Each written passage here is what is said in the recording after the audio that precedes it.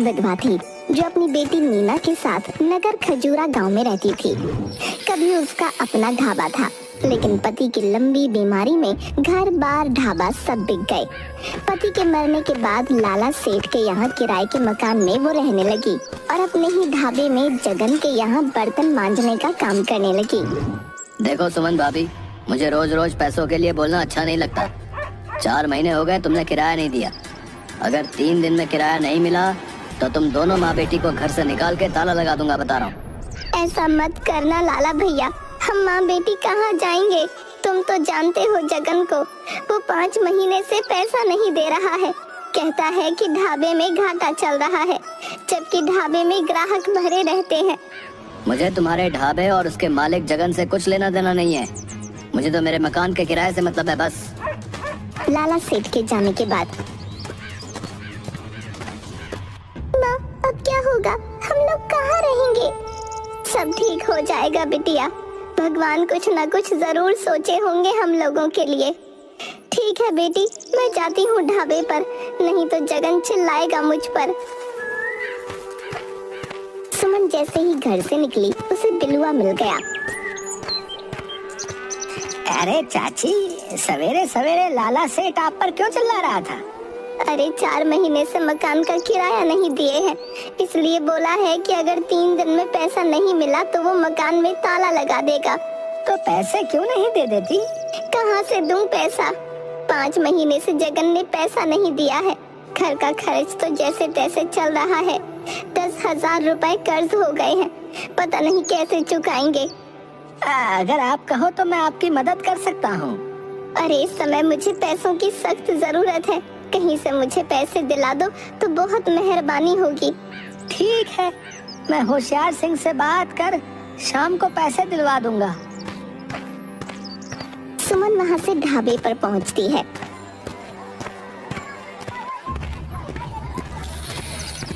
आओ भाभी आओ। हैं? बहुत जल्दी आ गई। आराम से आती, इतनी जल्दी क्या थी? अरे जगन भैया, देखो ना, सुबह सुबह लाला सेठ मकान मालिक आकर बोलने लगा कि 3 दिन में अगर 4 महीने का बकाया नहीं दिया तो वो ताला लगा देंगे। अरे तो आप मेरे ढाबे में ताला लगाने में क्यों जुटी हो? आधे ग्राहक तो लौट गए। ताला मैं क्यों लगवाऊंगी? अलबत्ता तुमने मेरा 5 महीने का वेतन नहीं दिया है, जिस कारण मेरे घर पर ताला लगने की नौबत आ गई है। मुझे मेरे पैसे दे दो, मुझे नहीं करना तुम्हारे पास कोई काम वाम। अरे भाभी, तू तो बुरा मान गई। ले लेना पैसे, मैं कौन सा भागा जा रहा हूँ। अरे आप तो अपने घर के आदमी हो। चलो थोड़े से बर्तन है, उसे मांज दो। मुझे नहीं काम करना तुम्हारे यहाँ, मुझे मेरा पैसा दो। ठीक है, शाम में आकर अपना पैसा ले जाना। सुमन वहाँ से चली जाती है। इधर बिलुआ होशियार सिंह से मिलकर सुमन के खेत वाली जमीन, जिस पर होशियार सिंह की नजर कई दिनों से थी, के बदले 50,000 रुपए कर्ज दिलवाता है। देखो भाभी, ऐसा है कि बिलुआ ने बताया है कि आप बहुत मुसीबत में हो, तो मैंने सोचा कि तुम्हारी मदद कर दूं। तुम्हारे खेत वाली जमीन के बदले तुम्हें 50,000 रुपए दे सकता हूँ। अभी मैं कुछ बोलने की स्थिति में नहीं हूँ। 20,000 लाला सेठ के और 10,000 रुपए बनिए का कुल 30,000 रुपए मुझे तत्काल चाहिए। ठीक है, तो ये लो पूरे 50,000 रुपए। जमीन का कागज दे दो। ये जमीन हमारे पूर्वजों की अंतिम संपत्ति थी। मीना के बाबूजी की बीमारी में भी मैंने इसे नहीं बेचा, लेकिन आज हम इस गांव में पूरी तरह से किराएदार हो गए। सुमन भारी मन से पैसा लेकर वहाँ से घर चली आती है।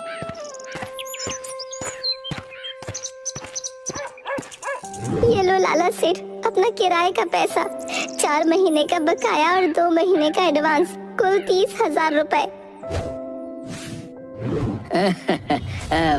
इसकी क्या जरूरत थी? मैंने तो ऐसे ही कहा था कि ताला लगा दूंगा।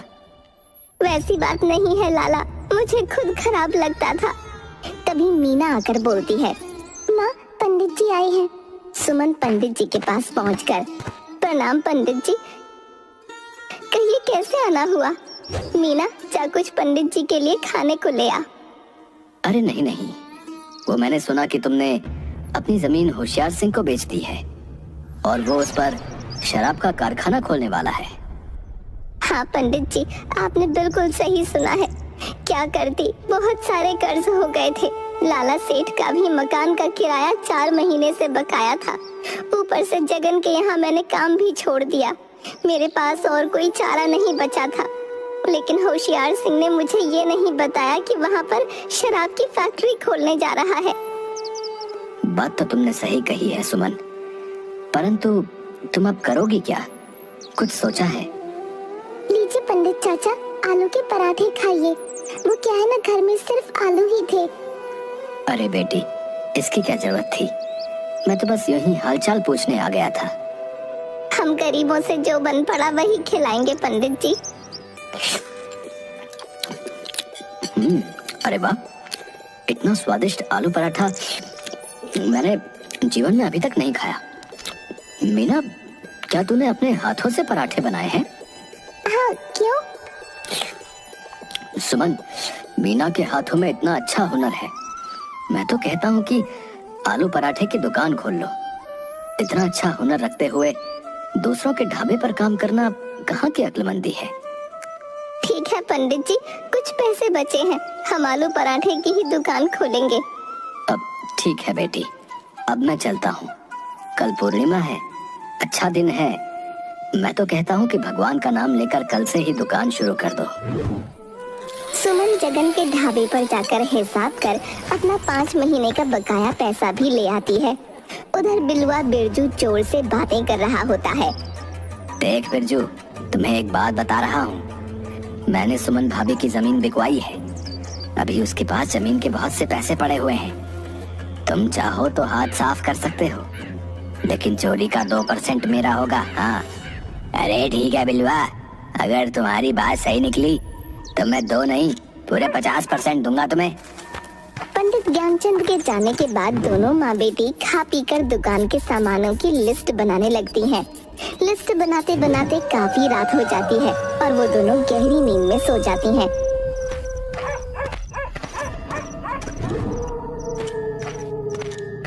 रात में बिरजू सुमन के घर में चोरी कर सारा सामान ले जाता है।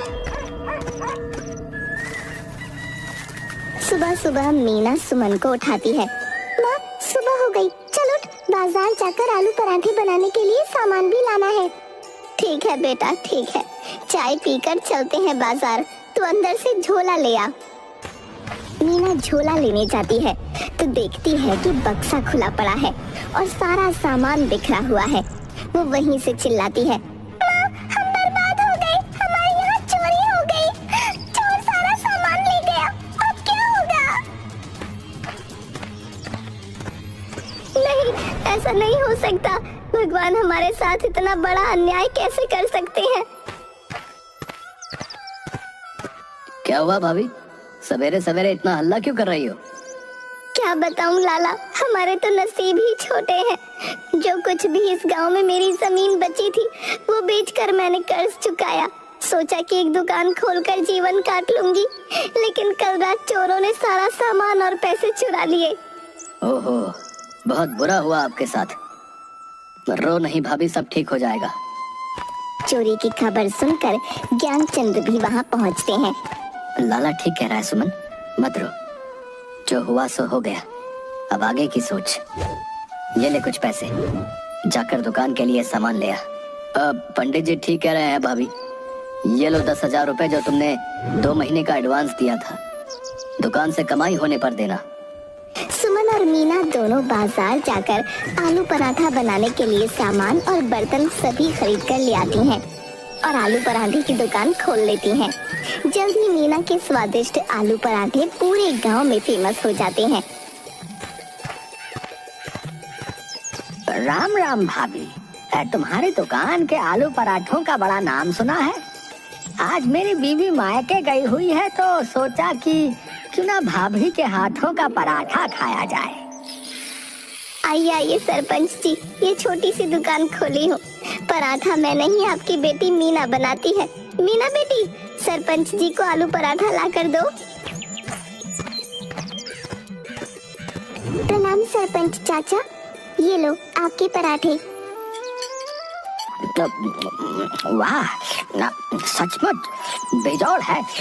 जैसा सुना था उससे कहीं बेहतर पराठा है। कहाँ छुपा कर रखा था इस हुनर को अभी तक? बेटा, अगले रविवार को मंत्री जी आ रहे हैं। वो खाने पीने के बहुत शौकीन हैं। मैं उन्हें ये पराठा खिलाऊंगा।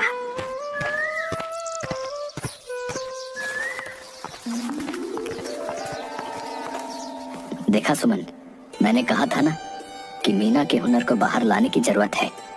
कैसी चल रही है दुकान? बहुत ही अच्छी दुकान चल रही है, सब आपकी कृपा है पंडित जी। अगर ऐसे ही चलता रहा तो जल्द ही अपना मकान बना लेंगे। अगले रविवार को मंत्री जी को लेकर सरपंच आता है। उनके साथ व्यापारी मंगत लाल भी आता है। सचमुच इतना अच्छा आलू पराठा मैंने अपने जीवन काल में अभी तक नहीं खाया। सचमुच लजीज पराठा है। अब सुमन भाभी, आप हमें पराठे का मसाला बना कर दो, हम उसे पैकेट में बंद कर बाजार में सप्लाई करेंगे। जरूर, मैं कल से ही आलू पराठे का मसाला शहर भिजवा दूंगी। कसम झूलेलाल की, पूरे मार्केट में आग लग जाएगी। ये लो, पूरे 2 लाख रुपए एडवांस। जल्द ही मीना के हाथों के बने आलू पराठा मसाले का पैकेट पूरे शहर में छा जाता है। इधर आलू पराठा दुकान के कारण जगन का ढाबा बंद हो जाता है। अरे यार बिल्लू, जब से आलू पराठे की दुकान खुली है मेरी दुकान ही बंद हो गई है। मुझे किसी तरह पराठे की दुकान बंद करवानी है। मेरा नाम है बिलवा, साला पैसे के लिए कुछ भी करेगा। ठीक है, ये ले 50,000 रुपए एडवांस। लेकिन कल ये पराठा मुझे दुकान में नजर नहीं आना चाहिए। आज रात को दुकान का काम तमाम हो जाएगा। रात में बिलुआ पराठा दुकान में आग लगा देता है। सारी दुकान जलकर खाक हो जाती है। सुमन और मीना दोनों माँ बेटी खूब रोती हैं। सरपंच मंत्री जी को कहकर स्पेशल जांच बिठवाता है। जल्द ही पुलिस बिलुआ और जगन को पकड़कर जेल में बंद कर देती है। कोई बात नहीं भाभी, ये लो 5 लाख रुपए एडवांस। फिर से एक शानदार आलू पराठा दुकान यहाँ और शहर में एक साथ खोलनी है। सेठ जी, मैं आपका ये उपकार जिंदगी भर नहीं भूलूंगी। अरे भाभी, उपकार कैसा? 7 दिनों में ये पैसे मैं आलू पराठा बेचकर कमा लूंगा। व्यापारी हूँ, बिना मुनाफे का एक भी पैसा इन्वेस्ट नहीं करता। हाँ।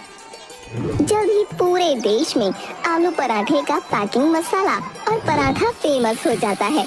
सुमन का नगर